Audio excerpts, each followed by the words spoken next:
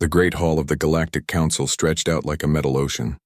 Thousands of seats rose in perfect circles, each one filled with creatures that looked like they came from nightmares or dreams. Some had tentacles instead of arms.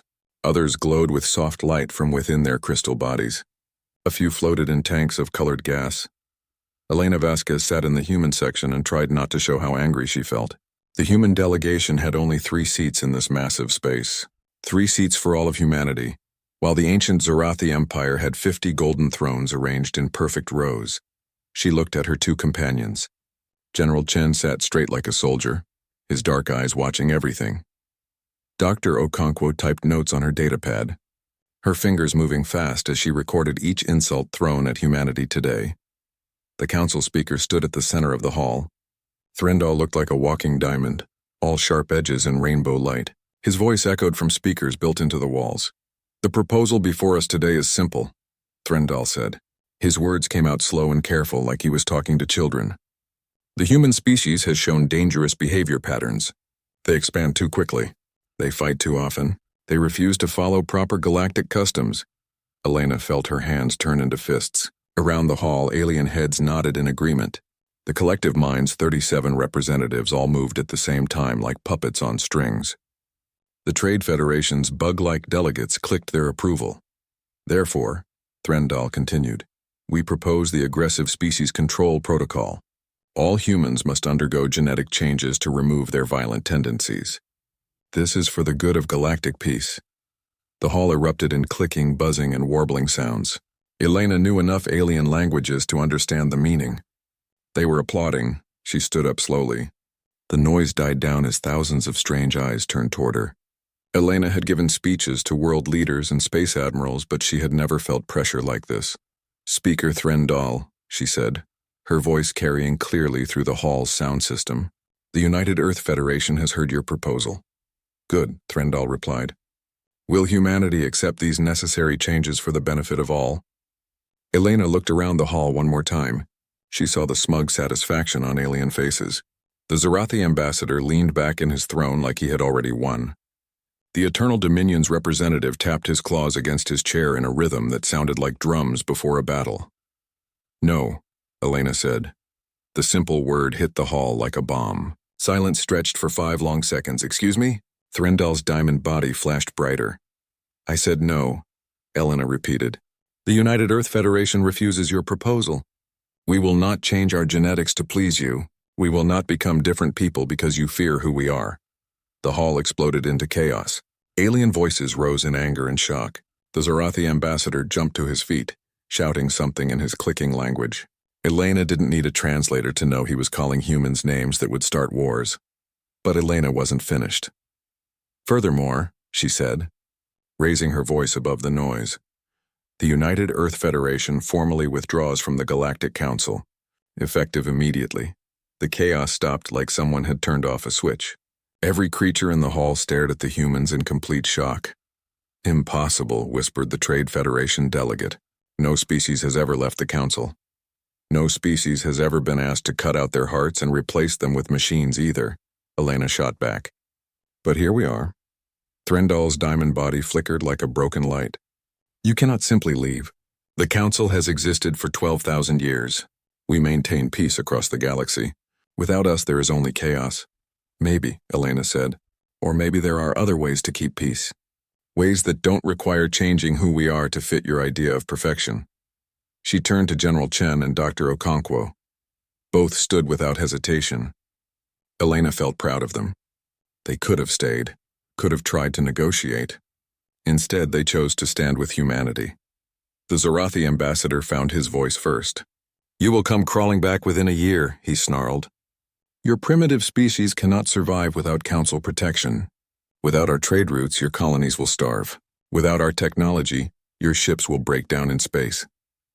Elena smiled for the first time that day. "Maybe you're right. Maybe we'll fail completely and disappear into history. But at least we'll fail as humans, not as whatever you wanted to turn us into." She started walking toward the exit.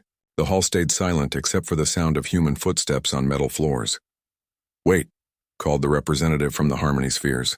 Her voice was soft and musical like wind chimes. "There must be another way. The council can discuss modifications to the proposal." Elena stopped but didn't turn around. The problem isn't the proposal, Ambassador Lyra. The problem is that you think you have the right to make it at all. But the greater good, Lyra began. The greater good, Elena interrupted, should never require people to stop being themselves. When you ask someone to change their basic nature for peace, you're not creating harmony. You're creating slavery with better decorations. The Eternal Dominion representative stood up, his massive form casting shadows across nearby seats. Your species will regret this decision, human. The galaxy is dangerous for those without protection. Elena finally turned around. She looked at the alien who stood twice as tall as any human, whose species had conquered star systems before Earth discovered fire. You know what? She said. You might be right. The galaxy probably is dangerous. But you know what's more dangerous than facing the unknown? Becoming someone else to avoid it. General Chen stepped forward. The human fleet will escort all our civilians out of Council space within 6 months. After that, consider our borders closed to Council ships. Your borders? The Zarathi ambassador laughed, a sound like glass breaking. You have no borders. You have no fleet capable of enforcing borders. You have nothing. Dr. Okonkwo spoke for the first time. Her voice was calm and professional, like she was reading a research report. Actually, we have something you've never had. We have the freedom to become whatever we choose to be. That turns out to be worth quite a lot. Elena started walking again. This time she didn't stop. Behind her, alien voices rose in argument and confusion. Some demanded the humans be forced to stay. Others suggested military action. A few wise voices warned about the dangers of making enemies of humanity. Elena didn't care about any of it anymore. For the first time in years, she felt free. As they reached the exit, General Chen leaned over and whispered, "Think we just made the biggest mistake in human history?" Elena smiled. "Maybe, but it's our mistake to make." The doors closed behind them with a soft hiss. In the hall, thousands of alien representatives tried to figure out what had just happened. None of them understood that they had just witnessed something new in galactic history. For 12,000 years, the Council had grown by absorption. Species either joined willingly or were conquered and forced to join. Never had anyone simply walked away.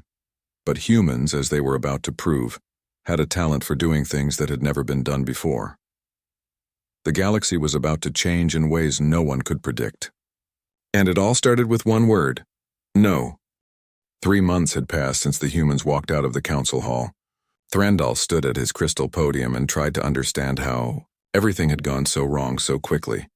The emergency session had been called because the council faced something they had never dealt with before.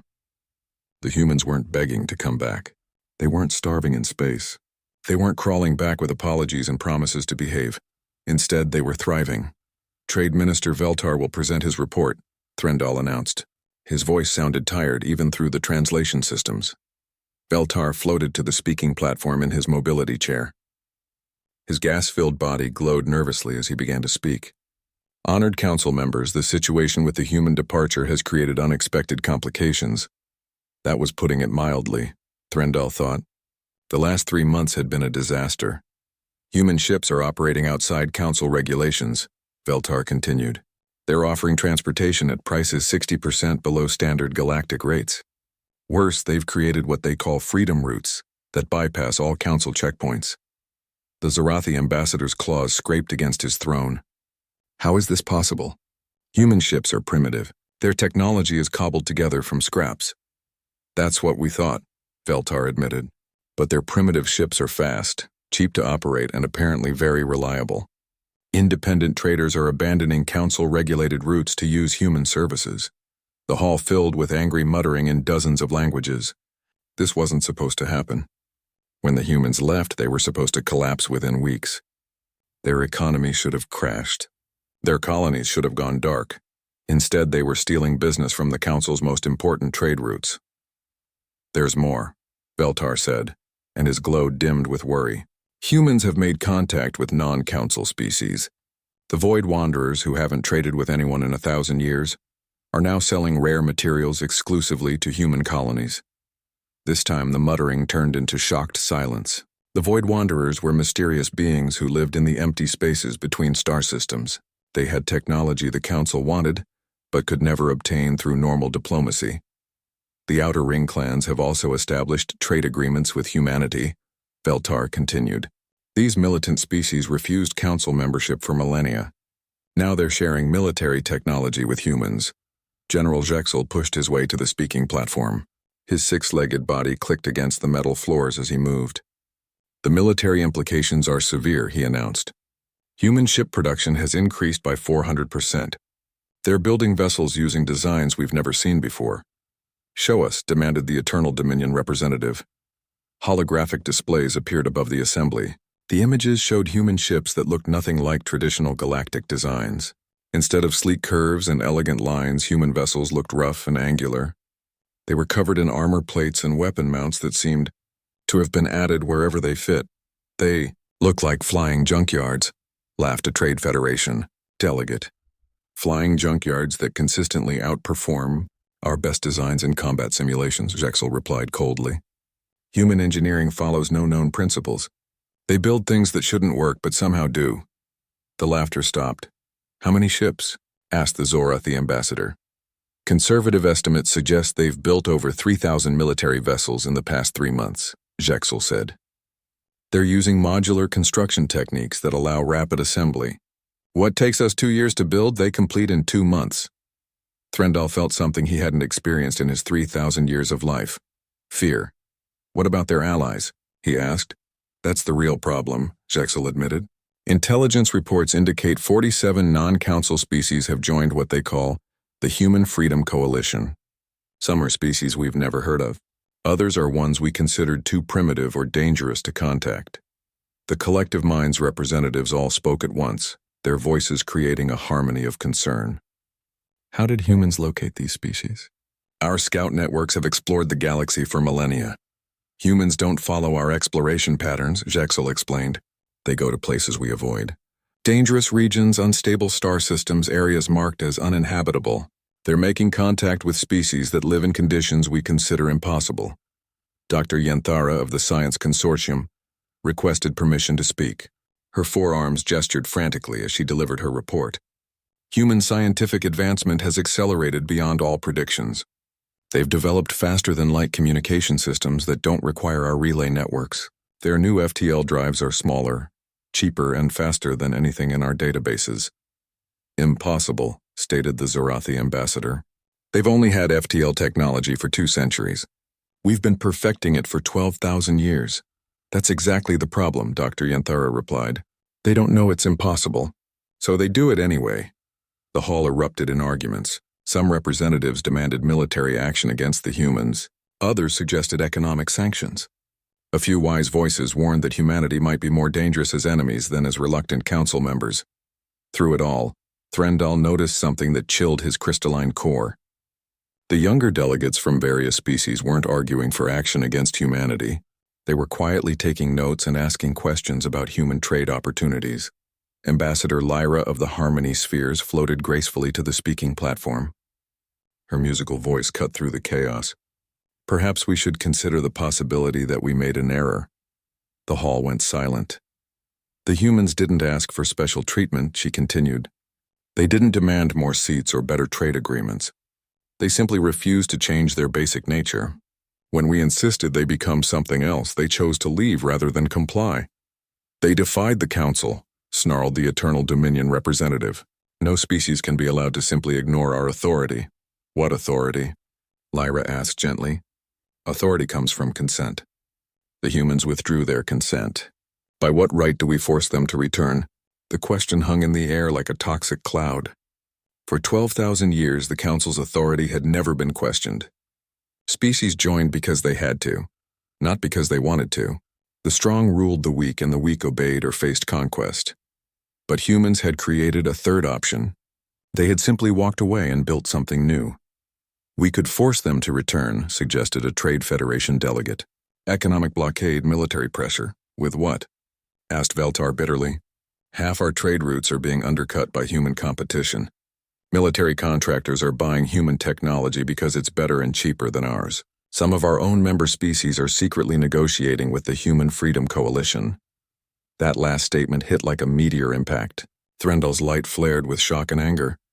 Which species? He demanded. I cannot say, Veltar replied. but the number is growing weekly.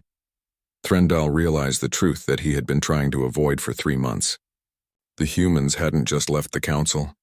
They had broken something that couldn't be repaired. For 12 millennia, the council had maintained order through a simple principle. There was no alternative.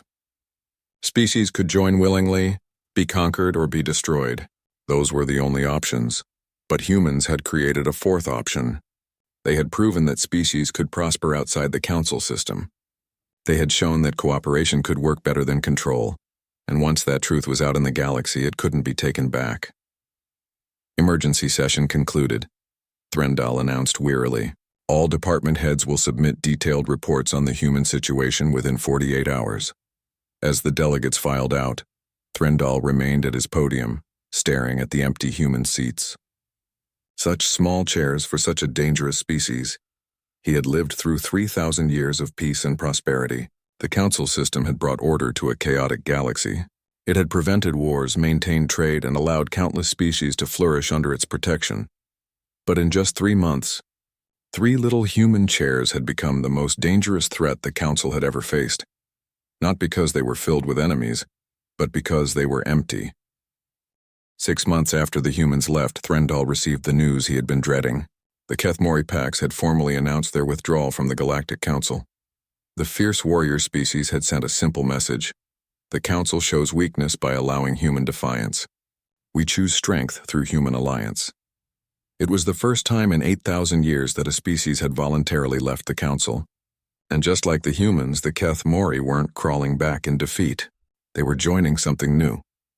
Threndal stood in his private chambers looking out at the stars through walls of pure crystal. Nexus Prime, the Council's capital world, had been the center of galactic civilization for millennia. Now it felt like a museum of past glories. His communication device chimed with an urgent message. Another intelligence report about human activities. They arrived every day now, each one more troubling than the last. The report was from Agent Vextal, one of the Council's best spies. Her words made Threndal's crystalline structure dim with worry. The Human Freedom Coalition now includes 63 non-council species. The report began. They have established a capital on a space station called Liberty Point in neutral space. The station appears to have been built using combined technologies from dozens of different species. Threndal activated a holographic display. Images of Liberty Point appeared in his chamber. The space station was massive, easily the size of a small moon. But unlike council architecture, it had no unified design. Parts of it looked human, with angular metal sections and practical layouts. Other sections were clearly alien, with flowing organic curves and crystalline spires.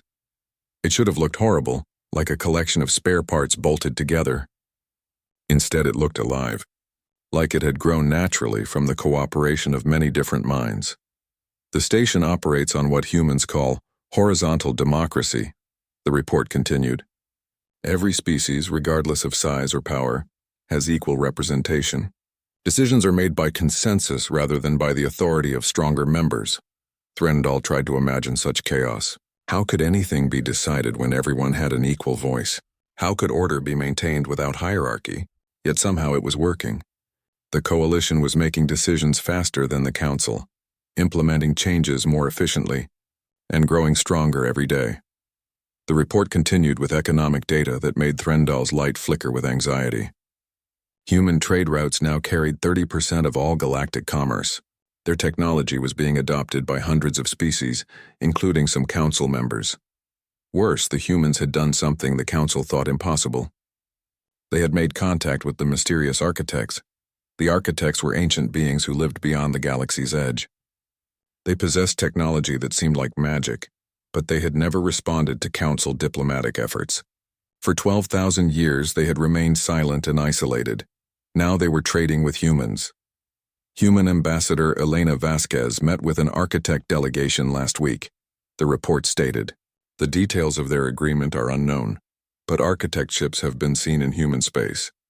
This represents the first confirmed architect contact with galactic civilization in recorded history. Threndal's chamber door chimed. He minimized the holographic display and allowed his visitor to enter.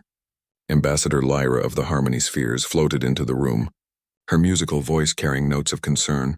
Threndal, We need to discuss the growing unrest among council members, she said without preamble. What unrest? Threndall asked, though he suspected he already knew.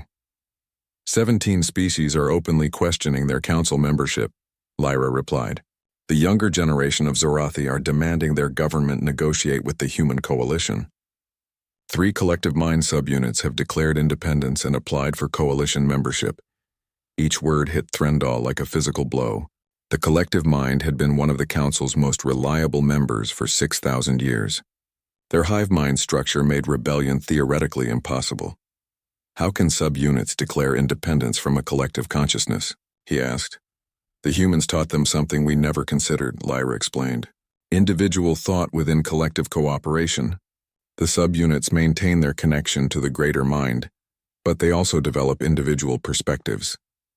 They call it unity through diversity, rather than unity through uniformity. The concept made Threndall's crystal structure ache. Everything humans touched seemed to change in ways that challenged basic assumptions about how civilization should work. There's something else, Lyra continued. I've been monitoring human communications. They're not trying to destroy the council. What do you mean? They're ignoring us, Lyra said simply. While we debate how to respond to them, they're building something new. They don't see us as enemies to be defeated. They see us as irrelevant to their future. The truth of that statement hit harder than any military threat. The humans weren't fighting the council. They were making the council obsolete. Threndall activated his communication system and called an emergency meeting of the council's inner leadership. Within hours, representatives from the most powerful species gathered in his chambers. The Zorathi Prime Minister looked older than his 800 years. His golden skin had lost its luster, and his normally perfect posture showed signs of strain. My people are in revolt, he admitted without being asked. Young Zorathi are abandoning our colonies to join human settlements. They say our rigid social structure stifles their potential. The Eternal Dominion's war leader nodded grimly. Our warrior castes respect strength above all else. They see humans defeating us without firing a shot and call it the greatest military victory in history. Even the Trade Federation was struggling. Their delegate, an insect-like creature with compound eyes that reflected multiple images, clicked in distress as he spoke. Human economic models are spreading throughout our territory, he said. They offer true free trade instead of our regulated markets. Profit margins are higher, but control is lower. Our traditional trade houses are losing influence to independent merchants who follow human practices. General Jexel delivered the most troubling news. Our peacekeeping fleet is experiencing massive desertion rates. Military personnel are abandoning their posts to join human security forces. They claim humans offer better equipment, higher pay, and more importantly, the chance to protect people instead of enforcing politics. The room fell silent as the implications sank in. The council wasn't just losing member species. It was losing the loyalty of its own people. What do the humans want? Asked the Zorathi Prime Minister. Every species wants something. Territory, resources, power, revenge. What do humans desire? Lyra spoke softly, her musical voice carrying an odd note of wonder. Based on their actions, they want exactly what they claim to want. Freedom to choose their own path. Respect for their decisions. The right to cooperate with others on equal terms. Impossible, scoffed the war leader. No species is that simple. There must be hidden motives. That's what we keep telling ourselves, Lyra replied. But what if we're wrong? What if humans really are exactly what they appear to be? A species that values freedom over security, cooperation over control, and choice over certainty? The concept seemed to break something fundamental in the room. These were beings who had ruled the galaxy for millennia, through the understanding that all species wanted the same basic things: power, safety, and resources. But humans seemed to want something different. They wanted the right to make their own mistakes, face their own dangers, and build their own future, and they were willing to leave everything behind to get it. Recommendations? Threndall asked wearily. The silence stretched for long minutes before Lyra spoke again. We could try to understand them, she suggested. Instead of seeing human behavior as a threat to be contained, we could see it as an alternative to be studied. You suggest we learn from primitives who have barely left their home system? The war leader asked incredulously. I suggest we learn from people who have accomplished in 6 months what we haven't managed in 12,000 years, Lyra replied calmly. They've created a truly voluntary galactic government. They've established peaceful contact with species we considered impossible to reach. They've built technology that surpasses ours using principles we don't understand." She paused, her glowing form dimming slightly. "Most importantly, they've inspired others to believe that there's a better way to live." When was the last time the Council inspired anyone? The question hung in the air like a dying star. None of them could answer it. Outside the crystal walls, the stars continued their eternal dance. But the galaxy they illuminated was changing in ways no one could predict, and at the center of that change was a species that had walked away from power rather than abuse it.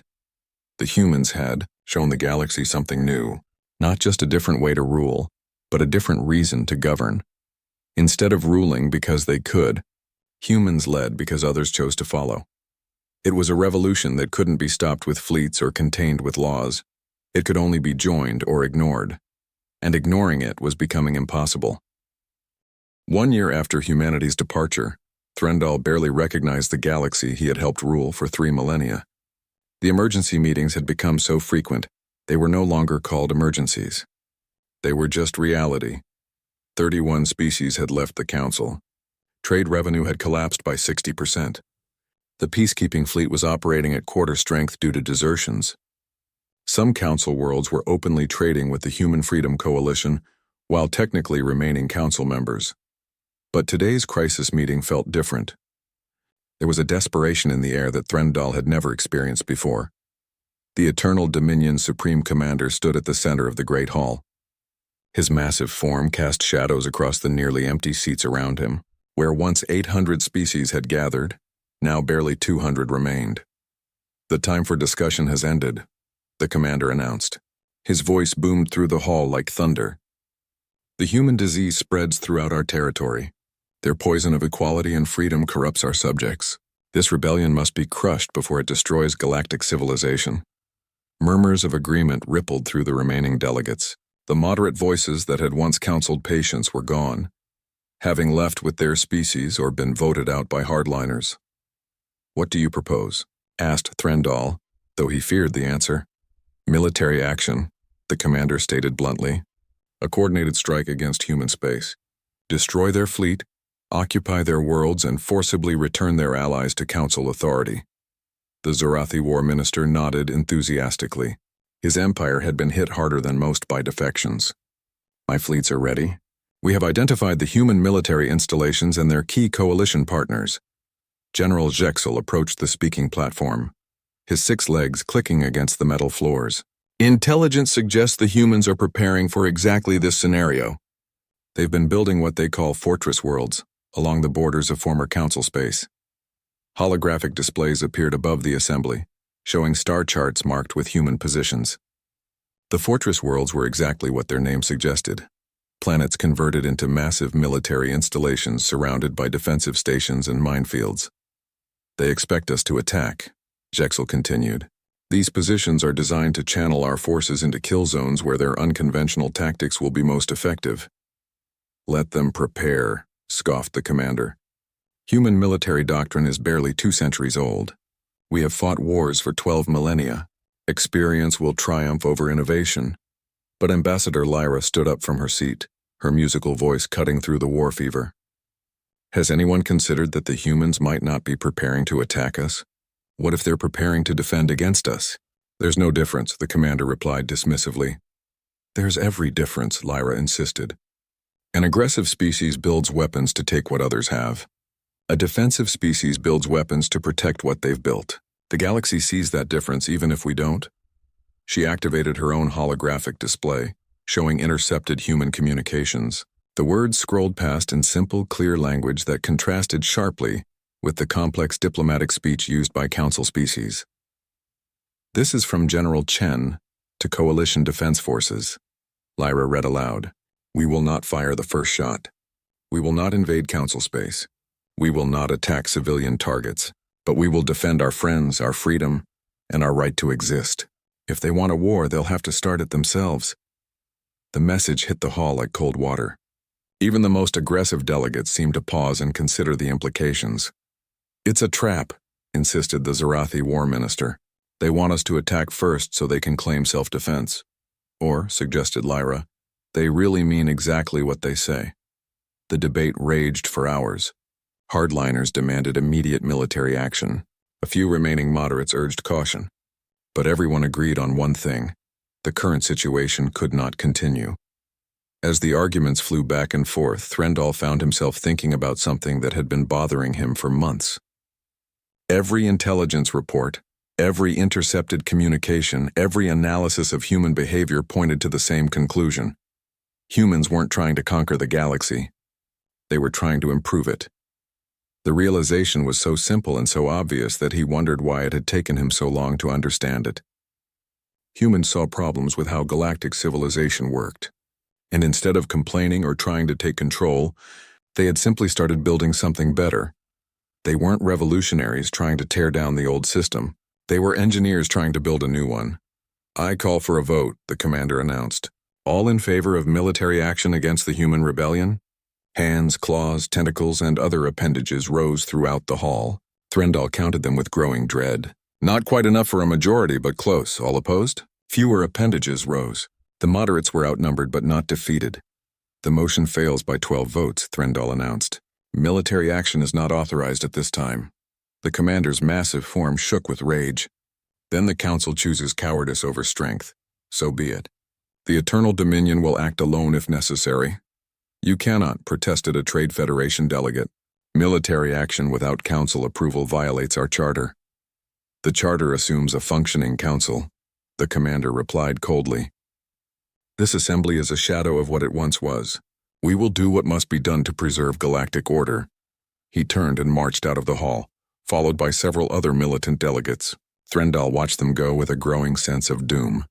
The vote had failed, but barely. Worse, the most aggressive council members were now talking about acting independently. War was coming whether the council authorized it or not. That evening, Threndal sat in his chambers reviewing intelligence reports when his communication system activated.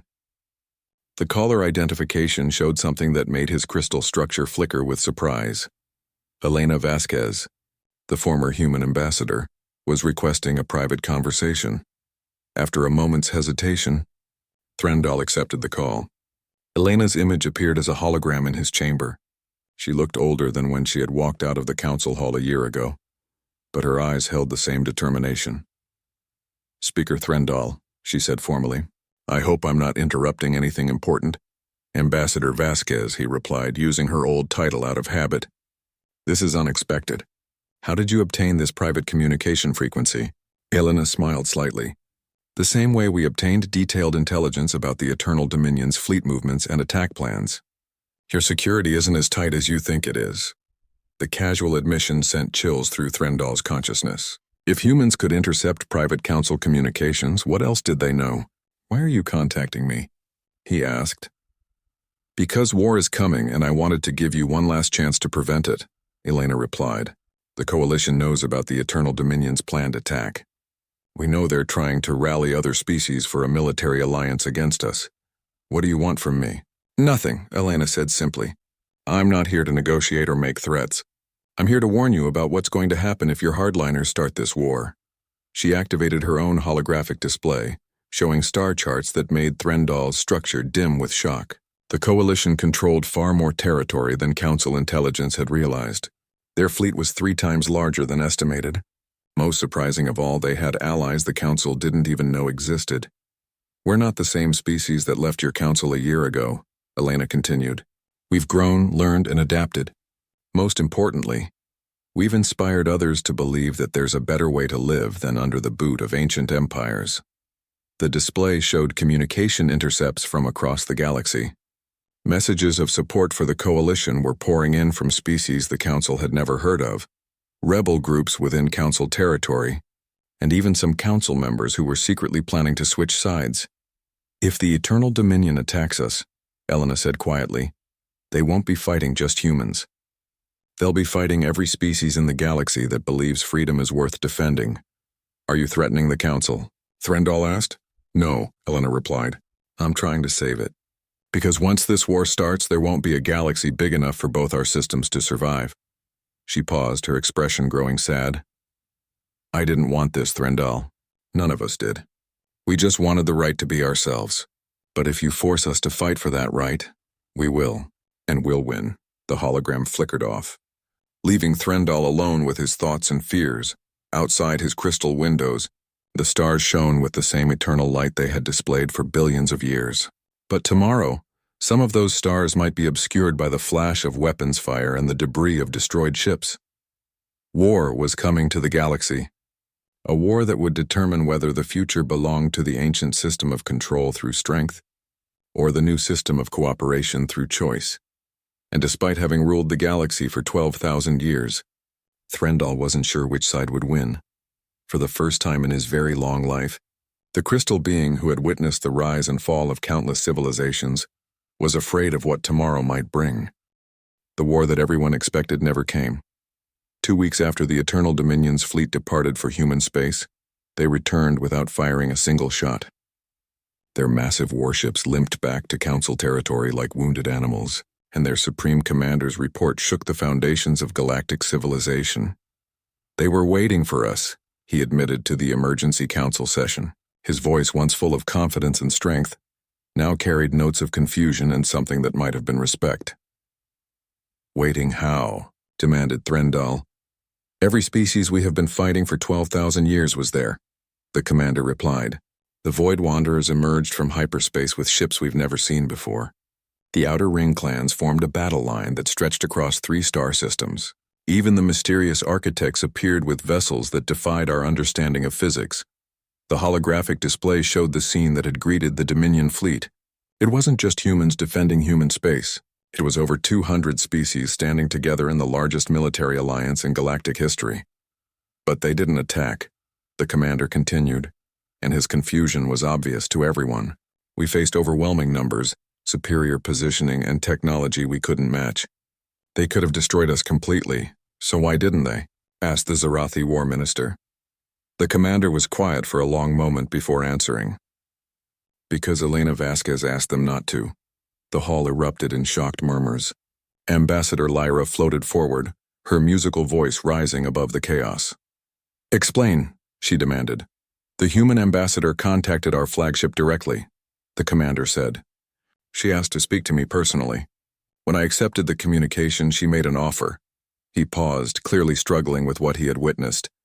"She offered to negotiate a peaceful resolution to the crisis, not surrender, not demands for our withdrawal. A genuine attempt to find a solution that would allow both systems to coexist." The hall fell silent. This was not how wars were supposed to work. "I refused, of course," the commander continued. "I demanded their immediate surrender and return to Council authority. I threatened to destroy their fleet and occupy their worlds." "What did she say?" Threndal asked. "She said she was sorry I felt that way, but it wouldn't change their offer. They would defend themselves if attacked, but they preferred to find a peaceful solution." The commander activated his own holographic display. It showed a recording of Elena Vasquez during their communication. She looked calm, professional, and genuinely sad about the situation. "Then she did something I've never seen in 12,000 years of warfare," the commander admitted. "She opened a channel to all the ships in both fleets. Human, Coalition, and Dominion vessels all received her transmission." The recording played Elena's voice across the council chamber. "To all the warriors gathered here today, you come from hundreds of different worlds, different species, different beliefs, but you all have something in common. You all love someone back home. You all have people counting on your return." Her voice was steady, but her eyes showed the weight of what she was carrying.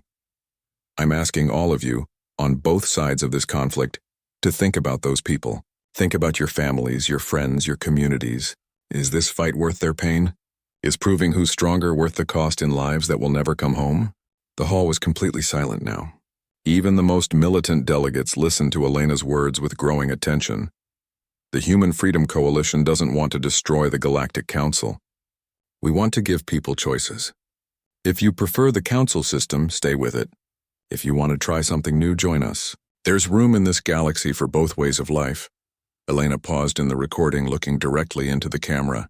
"But there's no room for the kind of war that would settle this dispute by force. Too many good people would die. Too many worlds would burn. Too many children would grow up without parents." She spread her hands in a gesture that somehow managed to be both pleading and dignified. "So I'm asking you to go home. All of you. Talk to your leaders, your families, your communities. Decide what kind of galaxy you want to live in. We'll be here when you're ready to build it together." The recording ended, leaving the council chamber in stunned silence. "What happened next?" whispered Lyra. The commander's massive form seemed to shrink as he answered.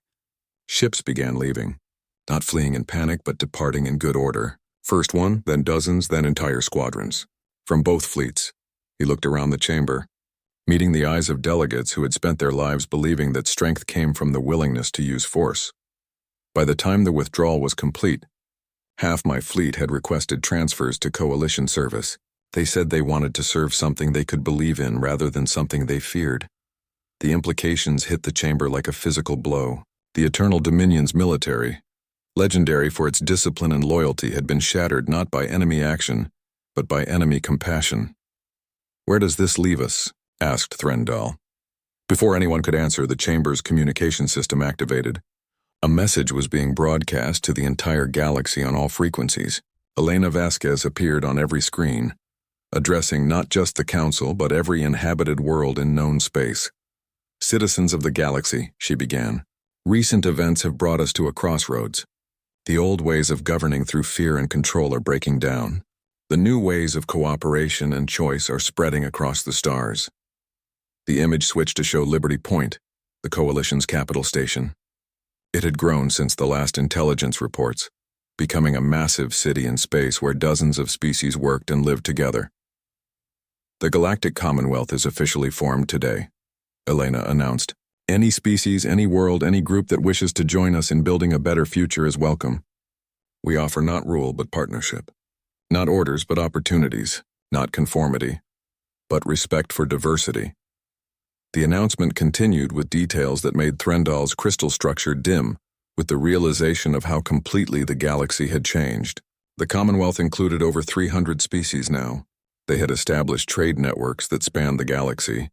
Their technology was being freely shared with anyone who wanted it. Most shocking of all, they were offering full membership to any council species that wanted to switch sides. Not conquest, not absorption, but genuine choice. "The age of empire is ending," Elena concluded. "The age of cooperation is beginning. The choice of which future to embrace belongs to every sentient being in the galaxy." The broadcast ended, leaving the council chamber in chaos. Some delegates raged about human arrogance. Others quietly discussed the Commonwealth's offer. A few simply walked out, heading home to inform their governments that the galaxy had moved beyond the Council's ability to control. Over the following weeks, the exodus accelerated. The Harmony Spheres announced their departure, praising the Commonwealth's commitment to peaceful resolution of conflicts. The Science Consortium left en masse, excited by the Coalition's open sharing of research and technology. Even some of the most traditional species began to waver. The Ancient Crystalline Collective, one of the Council's founding members, sent envoys to Liberty Point to discuss potential future cooperation. Threndal found himself presiding over a dying institution.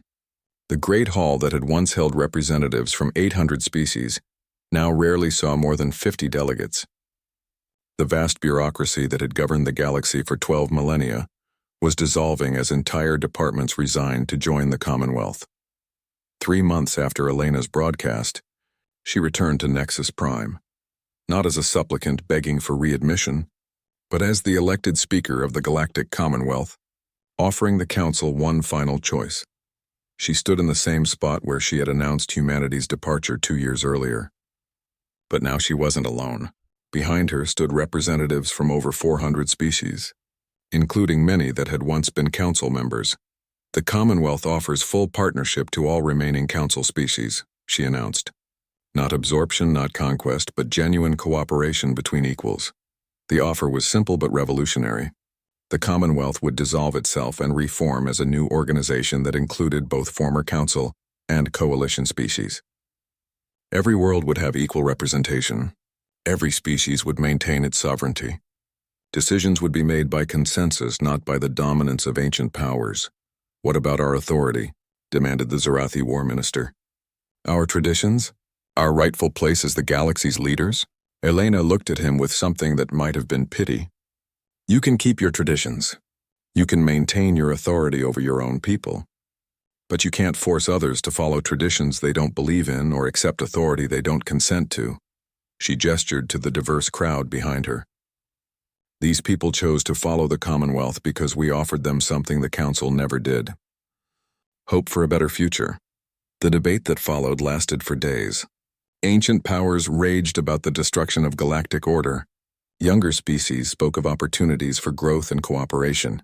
Moderate voices suggested that the Commonwealth might represent evolution rather than revolution. In the end, the choice was made not by grand speeches or dramatic votes, but by simple mathematics.